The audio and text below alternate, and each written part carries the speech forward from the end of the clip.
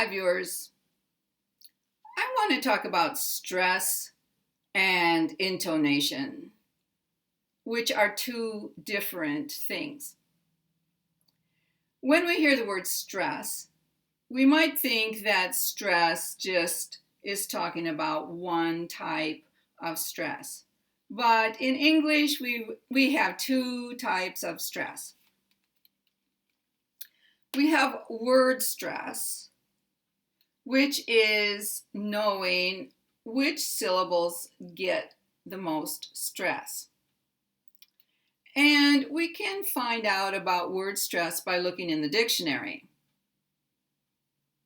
We also have sentence stress, which is stressing some words in a sentence. Other words will be unstressed.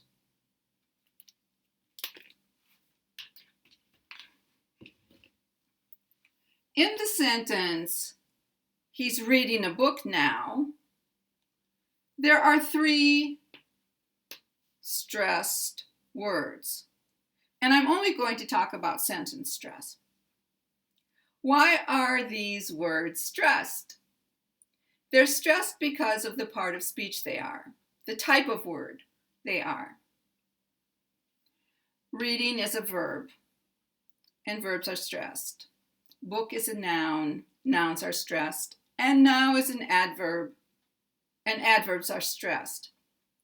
Adjectives are stressed, question words are stressed, this, that, these, and those is stressed, and negatives are stressed. The other words are unstressed, and these are words like pronouns, prepositions, articles, conjunctions, modals, and auxiliaries. And these types of words are usually pretty short words. What is the stress? How is it made? Stress is a louder voice. The word is said a little longer. And there's a slight rise in pitch, so your voice is a little higher. Intonation is the rising and falling of your voice. When we have intonation, and in this example, I'm showing intonation at the end of the sentence. And you will find intonation at the end of sentences. In this sentence, he's reading a book now. My voice falls at the end. And because now is a one-syllable word, it's kind of a little glide down. He's reading a book now. Because these two words are both stressed, this N and this K are going to start at about the same level, and then the intonation is going to glide down. Book now, book now. You might also notice that the last stressed word in the sentence is going to get a little more stress. He's reading a book now. He's reading a book now. When we have intonation and stress on a word, we can have four combinations.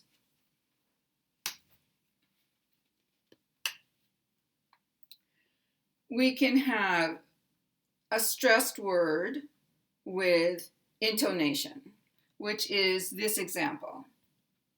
We can have an unstressed word with intonation. We can have a stressed word with no intonation, and we can have an unstressed word with no intonation.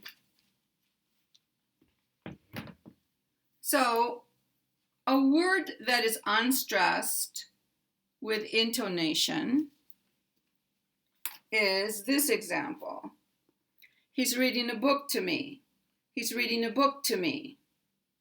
Me is a pronoun, so it's an unstressed word, but it has intonation because my voice goes down at the end of this sentence.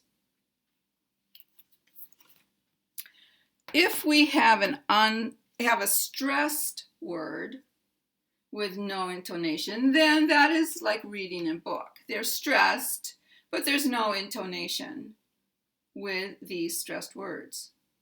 And we can have an unstressed word with no intonation, and that would be the example of these two, which are unstressed and have no intonation. Maybe this will help you see the difference between stress and intonation. If you begin to understand the English stress system and intonation, then I think you will notice that the English language has a certain rhythm. Not every language has differences in stress that work this way. But if you understand it and you can speak using stress and intonation, your listener will understand you a little more easily. Thanks for watching, and thanks for learning English.